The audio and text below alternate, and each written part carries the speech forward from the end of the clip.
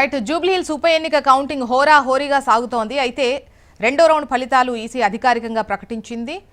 రెండో రౌండ్లోనూ కాంగ్రెస్ ఆధిక్యంలో కొనసాగింది. రెండో రౌండ్లో కాంగ్రెస్కు 8,963 ఓట్లు రాగా అటు బీఆర్ఎస్కు 6,015 ఓట్లు వచ్చాయి. బీజేపీకి 1,308 ఓట్లు వచ్చాయి. ఇక రెండు రౌండ్లు కలిపి కాంగ్రెస్కు 17,874, అటు బీఆర్ఎస్కు 14,879 ఓట్లు, బీజేపీకి 3,475 ఓట్లు పోలయ్యాయి.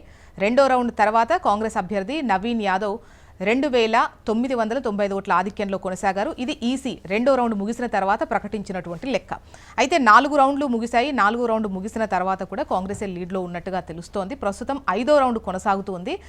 ముఖ్యంగా కౌంటింగ్ సెంటర్ నుంచి వివరాలు అందించేందుకు మన ప్రవీణ్ లైవ్లో సిద్ధంగా ఉన్నారు. ప్రవీణ్,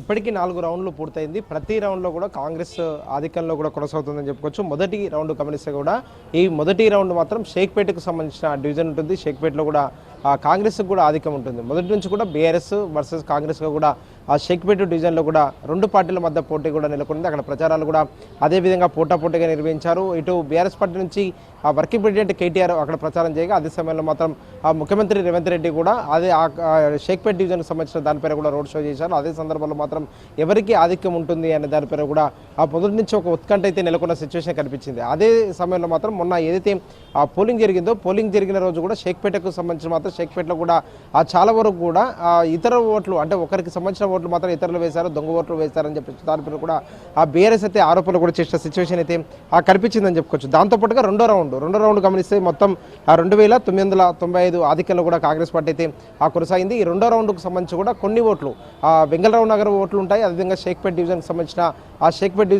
ఓట్లు కూడా ఉంటాయి. కాబట్టి అక్కడ కూడా దాదాపు 2,995 ఓట్ల ఆధిక్యంలో కూడా ఇప్పటివరకు కాంగ్రెస్ ఉన్న ఆ సిచ్యువేషన్ అయితే కనిపించిందని చెప్పుకోవచ్చు. దీంతో పాటుగా మూడో రౌండ్కు సంబంధించినందుకు మాత్రం మూడో రౌండ్లో కూడా దాదాపు 2,000 పైగా కూడా ఆ కాంగ్రెస్ పార్టీకి ఇప్పటివరకే మెజార్టీ వచ్చినట్టు కూడా ఇప్పటివరకే తెలుస్తుంది. దాంతోపాటుగా 4వ రౌండ్కు సంబంధించి కూడా అఫీషియల్గా ఇంకా అనౌన్స్ చేయలేదు. కానీ అఫీషియల్గా అనౌన్స్ చేయకముందుకే 4వ రౌండ్కు సంబంధించి దాదాపు 9,000 పైగా కూడా కాంగ్రెస్ పార్టీకి సంబంధించిన అభ్యర్థి నవీన్ యాదవ్ కూడా ఇప్పటివరకు ముందంజలో ఉన్నట్టు కూడా ఇప్పటివరకే తెలుస్తుంది. కాసేపట్లోనే ఈసీ కూడా వెబ్సైట్లో కూడా అప్లోడ్ చేయబోతుంది. ఎంత ఓట్ల ఆధిక్యంలో ఉన్నారనే దానిపై కూడా స్పష్టత అయితే ఇవ్వాల్సి ఉందని చెప్పుకోవచ్చు. మొదటి నుంచి కూడా బీఆర్ఎస్ అయితే భావిస్తున్న ప్రకారం మాత్రం మొదటి 2 రౌండ్లు మాత్రమే కాంగ్రెస్కి ఆధిక్యం ఉంటుంది. మిగతా రౌండ్లకు సంబంధించి కూడా మిగతా రౌండ్లలో కూడా బీఆర్ఎస్కి ఓటర్లు మాత్రం పట్టకట్టి ఉంటారని చెప్పేసి కూడా ఒక అంచనా కూడా వేశారు. నిన్న కూడా తెలంగాణ భవన్ వేదికగా కూడా మాజీ మంత్రులు హరీష్ రావు కావచ్చు, అదేవిధంగా BRS party working president KTR కూడా ఏదైతే పోలింగ్ అంటే బూతులకు సంబంధించిన మాత్రం గతంలో ఏజెంట్లుగా ఉన్నారో దాంతోపాటుగా కౌంటింగ్ సంబంధించిన ఏజెంట్లుగా ఎవరైతే ఉన్నారో వారందరితో కూడా సమావేశం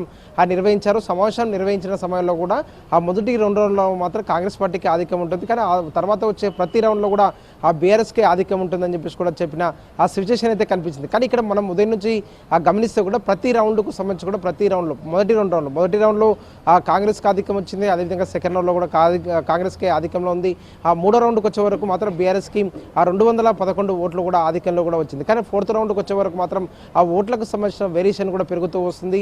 ఆ డివిజన్లకు సంబంధించి కూడా గతంలో బీఆర్ఎస్ ఎక్కడైతే ఆధిక్యం దిశగా వెళ్తామో అక్కడ కూడా బీఆర్ఎస్ పార్టీకి సంబంధించి కూడా ఓటర్లు చాలా వరకు కూడా పట్టకట్టారని చెప్పేసి కూడా భావించారు. ఆ ప్రాంతాల్లో మాత్రం బీఆర్ఎస్ పార్టీకి సంబంధించి కూడా ఆ ఓటర్లు మాత్రం ఎక్కువ కూడా మొగ్గు చూపలేదని చెప్పేసి కూడా అర్థం చేసుకోవాల్సి ఉంటుంది. ఎందుకంటే ఆ బీఆర్ఎస్ మొదటి నుంచి కూడా వెంగళరావు నగర్ డివిజన్ కావచ్చు, ఎర్రగడ్డ, దాంతోపాటుగా రేమత్ నగర్ ఈ 3కు సంబంధించిన ఈ 3 డివిజన్లో మాత్రం ఆ బీఆర్ఎస్ పార్టీకి ఎడ్జ్ ఉంటుంది. అక్కడ ఓటర్లు కూడా బీఆర్ఎస్ పార్టీకి కూడా ఎక్కువ కూడా ఆసక్తి చూపారు. అక్కడ ఎన్నికల ప్రచారాన్ని కూడా అదే విధంగా నిర్వహించామని చెప్పేసి కూడా బీఆర్ఎస్ పార్టీ కూడా ఆ మొదటి నుంచి కూడా భావిస్తుంది. కానీ అక్కడ కూడా చాలా వరకు కూడా ఓటర్లు ఆ నవీన్ యాదవ్కు సంబంధించిన మాత్రం నవీన్ యాదవ్ వైపే ఆ మొగ్గు చూపారని చెప్పేసి కూడా ఇప్పటివరకే ఇప్పుడు జరుగుతున్న కౌంటింగ్ బట్టి కూడా అర్థం చేసుకోవాల్సి ఉంటుంది. ఇప్పటికైతే 4 రౌండ్స్ మాత్రం కంప్లీట్ అయిన 5th రౌండ్ కూడా కొనసాగుతుంది.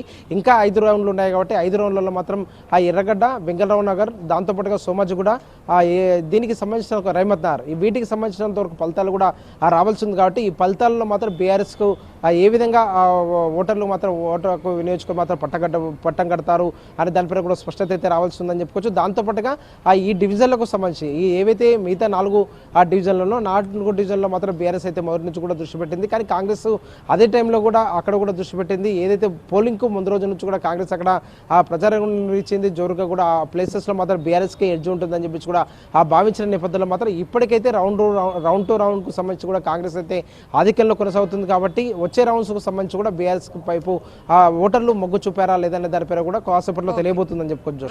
రైట్ ప్రవీణ్, అప్డేట్ కోసం మళ్ళీ